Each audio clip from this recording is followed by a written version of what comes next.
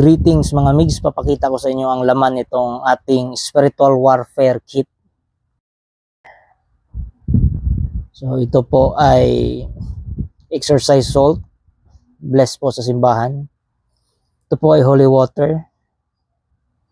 Ito po ay exercise oil, blessed din po sa simbahan. Hindi po albularyo o okultista nag-bless nito. Meron tayong crucifix.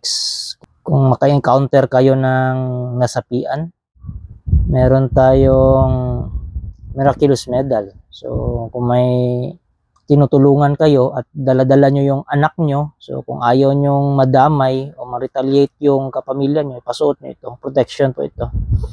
At meron tayong Saint Benedict medal. So ito mismo yung gamit nyo pang protection.